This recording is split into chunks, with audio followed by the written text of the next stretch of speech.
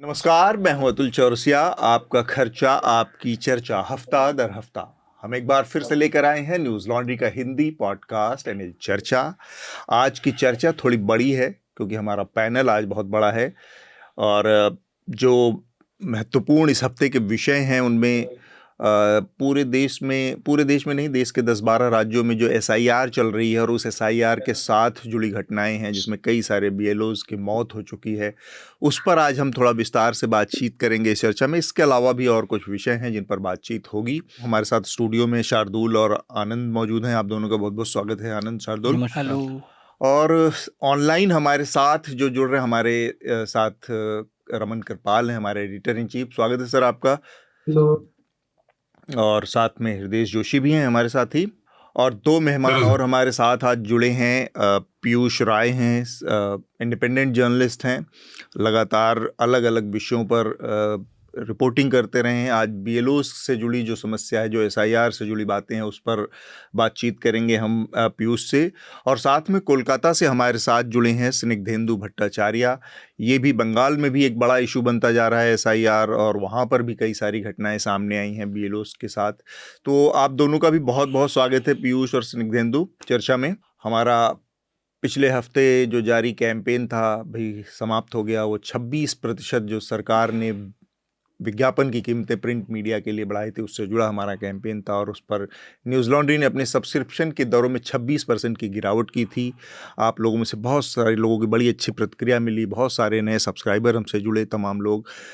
News laundry का जो प्रयास है ये विज्ञापन को पत्रकारिता में कम से कम उसकी भूमिका को सीमित करना, ताकि सरकारें या फिर बड़े कॉरपोरेशन जो विज्ञापन देते हैं वो किसी तरह से न्यूज़ को इन्फ्लुएंस ना कर पाएँ, खबरों को इन्फ्लुएंस ना करें। और जो बेसिक मोटिव है खबरों का, पब्लिक इंटरेस्ट, जनहित की पत्रकारिता, उसकी तरफ पत्रकारिता बनी रहे, उसको टॉप प्रायोरिटी पे रखे। इसलिए ज़रूरी है विज्ञापन से मुक्त पत्रकारिता, जो कि न्यूज़ लॉन्ड्री का एक प्रयास है। तो न्यूज़ लॉन्ड्री को सब्सक्राइब ज़रूर करें। आपके सब्सक्रिप्शन से ही हम एक ऐसा मंच बना पाएंगे। तो हमारा जो पहला विषय है उस पर जो हमें बात करनी है, और बीएलओस को लेकर है। देश के 12 राज्यों में और केंद्र शासित प्रदेशों में इस समय एसआईआर का काम चल रहा है और ये 4 दिसंबर तक चलना है। इस बीच में तमाम बीएलओस की शिकायतें आ रही हैं, कई तरह की शिकायतें हैं। कुछ लोगों का काम की प्रेशर की वजह से हार्ट अटैक जैसी चीज़ें हुई, कुछ लोगों ने सुसाइड किया है, नोट्स उनके बरामद हुए हैं। तो बंगाल में किस तरह के हालात हैं, क्योंकि वहाँ पर अगले साल के शुरुआत में ही चुनाव होने हैं, तो अभी क्या हालत है? स्निग्धेंदु, पहला कमेंट।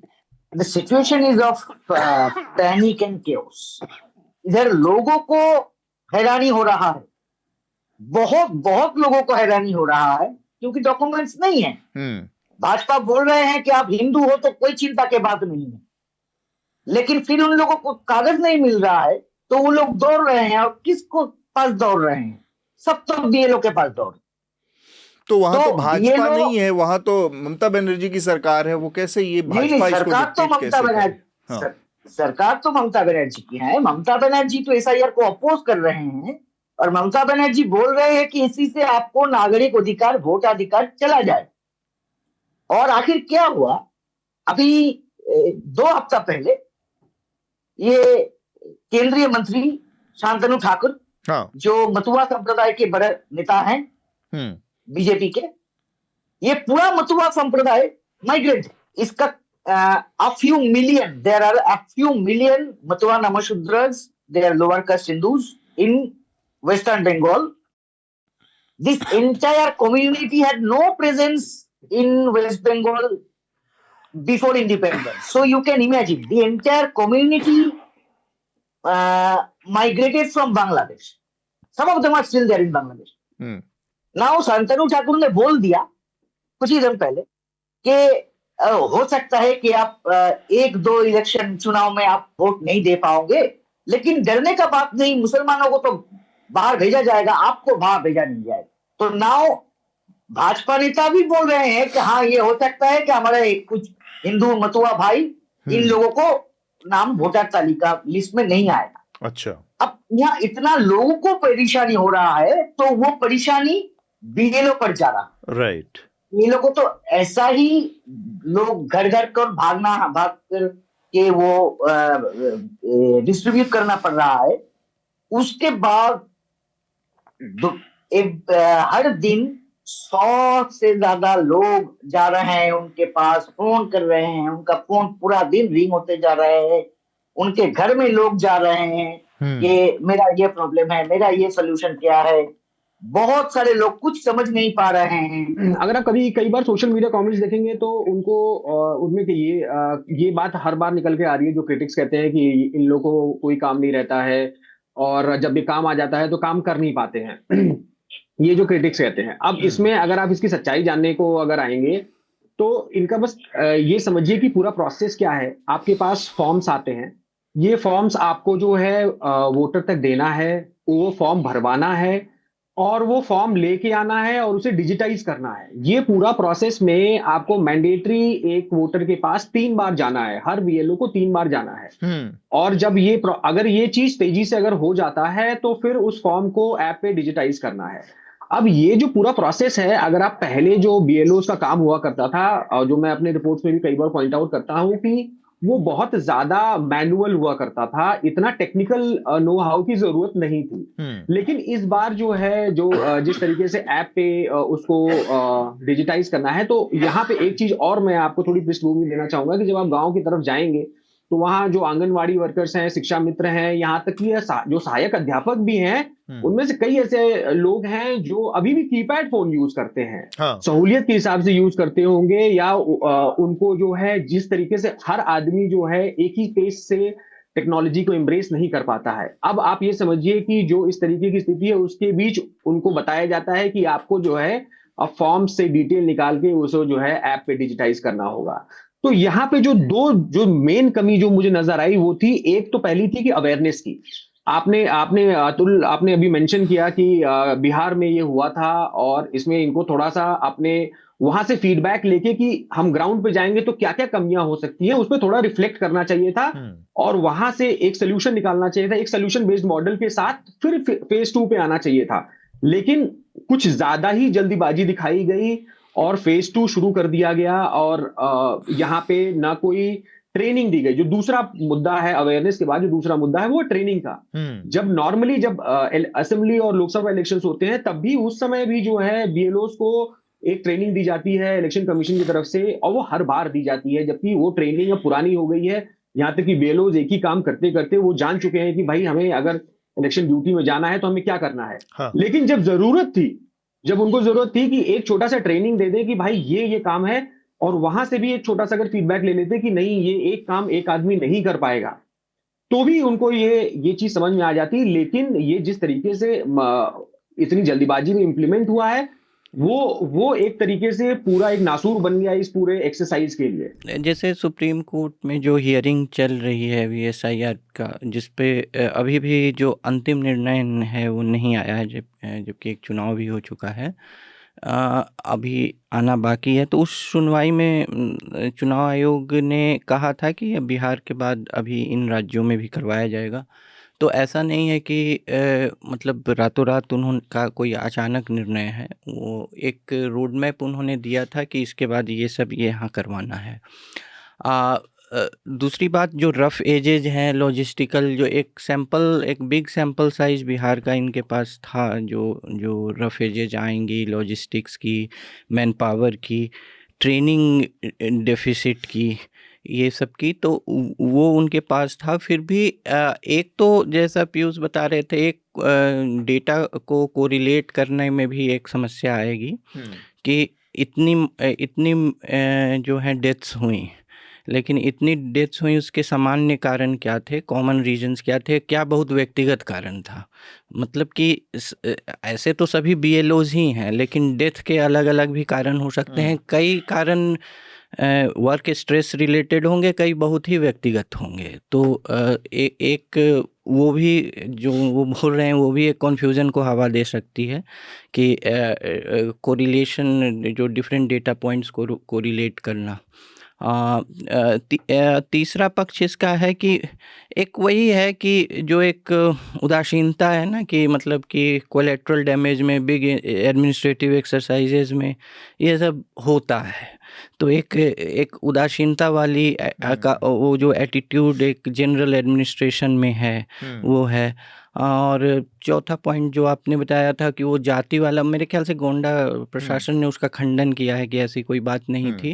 और बिहार में कम से ये सब जो है राजनीतिक पार्टियों ने ये मतलब कि आरोप लगाया था, लेकिन ऐसा कोई प्रमाण तो नहीं मिला, और जो फाइनल डेटा आया उसमें भी। लेकिन ये वाला जो आरोप है, उस तरह की संशय की स्थिति से तो और भी चुनाव आयोग को बचना चाहिए।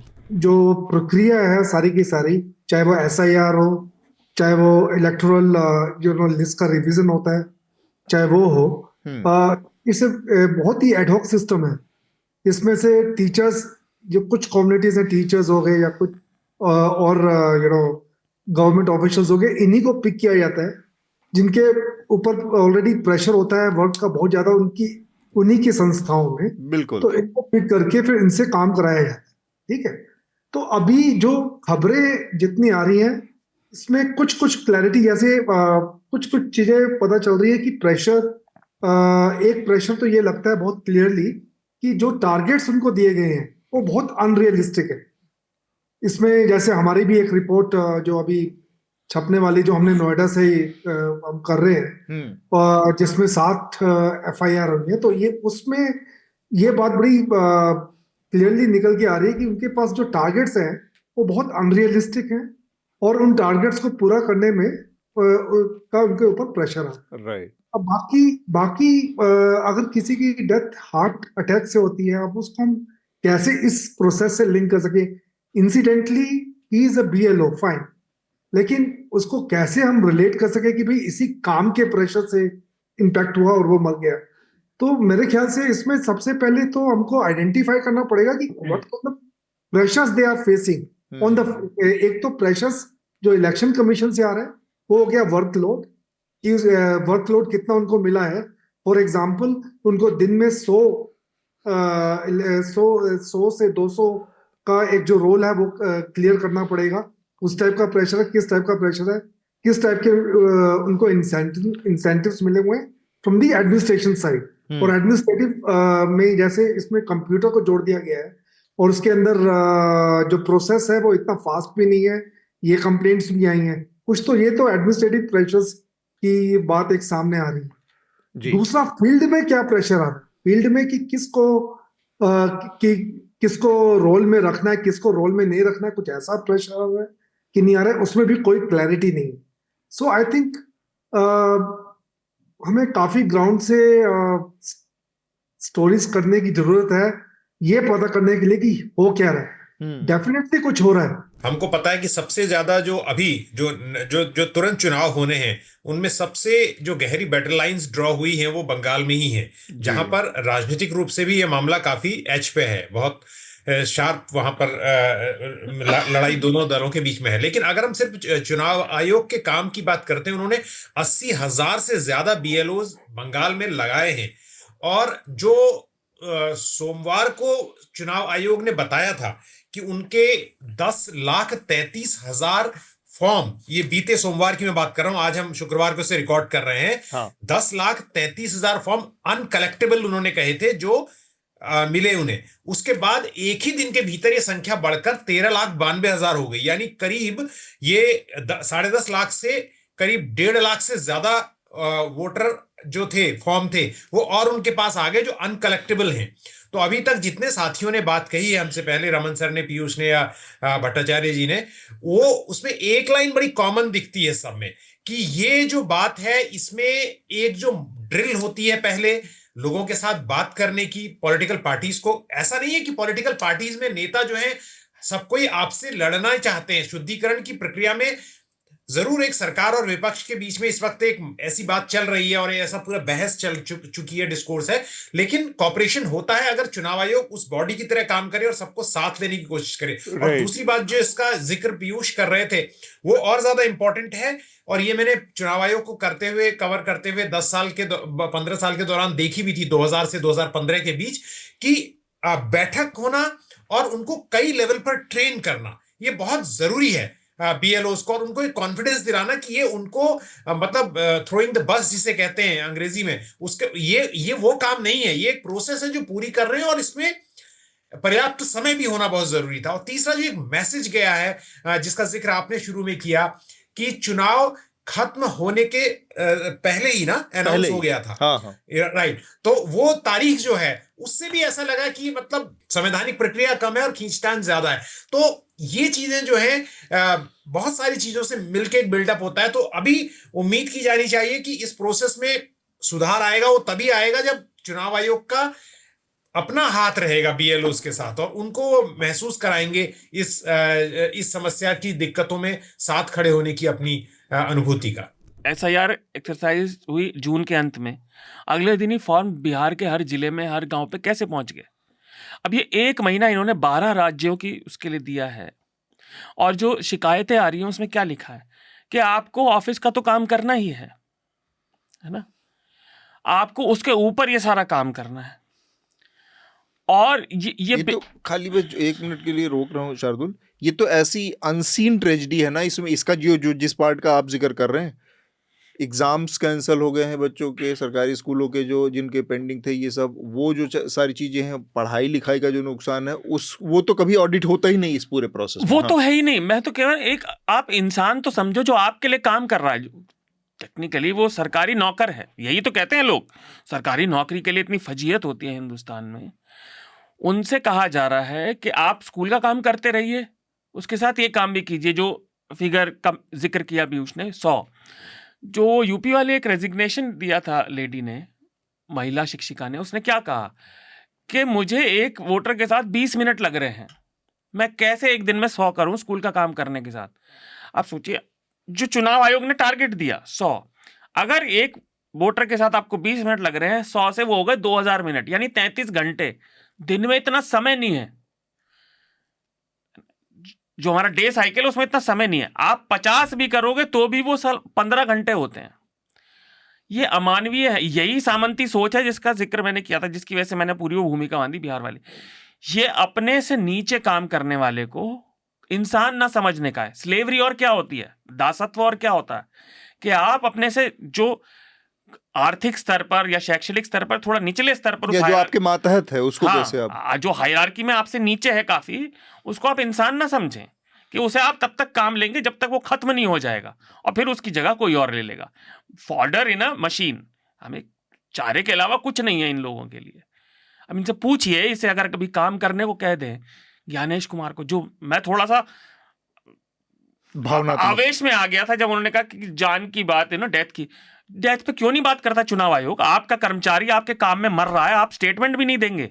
ये कैसी मतलब नामाकूल और नाहक आपका वो है एडमिनिस्ट्रेशन। हमारा जो दूसरा विषय है वो है, प्रधानमंत्री ने अयोध्या में धर्म ध्वजा फहराई है राम मंदिर के ऊपर जाकर। इस over and over action BJP का, मोदी का और बीजेपी सरकारों का अयोध्या को लेकर, मंदिर बन गया था, वहां से बीजेपी अपने कदम पीछे खींच लेती। मंदिर समाज का होता है, मंदिर धर्म एक पंथ समुदाय का विशेष का होता है, वो लोग संभाल लेते हैं, समाज के बीच में मंदिर सबका हो जाता है। उसमें बारंबार छोटे छोटे स्पेसेस में मोदी और बीजेपी का जाना और इस तरह से क्लेम करना या किसी उसका हिस्सा बनना, किसी कर्मकांड का हिस्सा बनना, किसी का, क्या इससे उस मंदिर का एक लिमिट से ज़्यादा पॉलिटिसाइजेशन हो रहा है, जिससे कि बहुत बड़ी संख्या में लोग इससे दूर हो रहे हैं, और बहुत बड़ी संख्या में एक तबका हमेशा रहेगा जो बीजेपी का विरोधी होगा, लेकिन वो मंदिर राम का विरोधी शायद ना हो, लेकिन इस वजह से बहुत सारे लोग हो सकता है कि अयोध्या और उससे दूर हो जाएं। मुझे ऐसा नहीं लगता कि राम मंदिर का बीजेपी को, प्रधानमंत्री मोदी को ऐसा लगता है कि अगर उसका कोई पॉलिटिकल फायदा मिल रहा है तो वो एग्जॉस्ट हो गया है। उन्हें अभी भी लगता है कि वहां पर बहुत उनके लिए अभी ऊर्जा है जिसको वो केंद्रित कर सकते हैं। और मोदी जी की ये एक बहुत बड़ी उनका एक गुण है राजनीतिक रूप से, मैं सिर्फ राजनीतिक रूप से इसे गुण मानता हूं कि वो 24 घंटे अपनी मशीनरी को काम में लगाए रखते हैं। और उन्हें अभी भी ऐसा लगा, ये ध्वजारोहण का एक कार्यक्रम है, हो सकता है कोई और भी प्रथा होती हो, कोई और उपक्रम होता हो, कोई और ऐसा कार्यक्रम होता हो मंदिर से जुड़ा हुआ, मुझे बहुत ज्ञान नहीं है उसका, जिसमें भी वो खुद प्रेजेंट होंगे। अदरवाइज प्रधानमंत्री जो कहते हैं कि वो 18 घंटे काम करते हैं, उनके लिए आराम करने के लिए भी वक्त की कमी नहीं है, क्योंकि ये सारे काम जो है, जैसा आपने भी शुरू में इशारा किया, ये योगी आदित्यनाथ भी कर सकते थे। वो भी एक चेहरा है उनकी हिंदुवादी राजनीति का। मोहन भागवत वहां पर गए थे, नहीं प्रधानमंत्री खुद प्रेजेंट होते हैं तो उन्हें लगता है, जो मेरा एनालिसिस है, उन्हें लगता है कि उनकी मशीनरी चार्ज रहती है, और वही डिस्कोर्स में जो बातें प्रधानमंत्री ने वहां कही, जो विषय भी आपने इसका कहा था कि वो कि सदियों के घाव भर रहे हैं, वो पूरा डिस्कोर्स वहां से उठ के छोटे निचले लेवल पर आ जाता है, और वो एक तरह से बनी रहती है वो चीज। प्रधानमंत्री मोदी व्यक्तिगत तौर पे हिंदू हैं, अगर वो मंदिर जाना चाहते हैं व्यक्तिगत तौर पे तो उसमें तो कोई रोक नहीं है, बिल्कुल। हाँ, कोई कुछ बोलेगा भी नहीं। लेकिन संवैधानिक जो उनका पद है और उसके तौर पे वो जब ऐसे चीजें करते हैं, अगर वो इक्वल रिस्पेक्ट, वो मस्जिद भी जाएं और वहां पे भी कुछ मतलब कि उनकी भी रिस्पेक्ट करें, और दूसरे धर्मों में गिरजाघर में जाएं या क्या नाम वहां पे भी जाते हैं, क्या सरदारों जी के ये गुरुद्वारे ये लोग जाते हैं, तो मतलब कि या तो इक्वल रिस्पेक्ट हो, तो इक्वल रिस्पेक्ट तो कहीं करते हुए दिख नहीं रहा। और मुझे नहीं लगता कि कोई भी चीज पॉलिटिकली डिमिनिश होती है। मुझे लगता है कि पॉलिटिकली थोड़ी लो हो जाती है, उसके बाद फिर उभर के आ सकती है। तो उसमें हमारे प्रधानमंत्री मोदी तो माहिर है। तो अभी ये जो ध्वजारोहण है, ये पॉलिटिकली उसको यूज करने की एक मतलब कि वो जो प्रक्रिया चली आ रही है उसका एक पार्ट है। तो और इसमें कितनी देर से तो हम लोग क्रिटिसाइज बोलते आ रहे हैं इसके बारे में कि ऐसा as a prime minister he should not be doing it. मतलब कि प्राइम मिनिस्टर के हिसाब से व्यक्तिगत तौर पे वो मंदिर में जाएं, ध्वजारोहण करें, उसमें कोई प्रॉब्लम ही नहीं। मुफ्त में बस इतना ही। अगर आप पूरी चर्चा सुनना चाहते हैं तो न्यूज़ लॉन्ड्री को सब्सक्राइब कीजिए, और सबसे बेहतर तरीका यह है कि आप हमारे ऐप पर इस पॉडकास्ट को सुनें, और तमाम हमारे जो पॉडकास्ट हैं उसको हमारे ऐप पर सुनें। यह गूगल प्ले स्टोर और एप्पल स्टोर पर सब जगह उपलब्ध है। न्यूज़ लॉन्ड्री किसी भी तरह का विज्ञापन नहीं लेता, ना किसी राजनीतिक दल का, ना किसी सरकार का, ना किसी कॉरपोरेशन का। हम सिर्फ और सिर्फ कोशिश करते हैं कि पब्लिक इंटरेस्ट का जर्नलिज्म करें, पब्लिक जनहित की पत्रकारिता करें, और इसके लिए लोग इसमें इन्वेस्ट करें, लोग पत्रकारिता में निवेश करें। उसका तरीका है सब्सक्रिप्शन। तो सब्सक्रिप्शन के हमारे टैग पर जाइए, वहाँ पर अपनी मनचाही रकम पे कीजिए और न्यूज़ लॉन्ड्री का सब्सक्रिप्शन लीजिए, और गर्व से कहिए, मेरे खर्च पर आज़ाद हैं खबरें।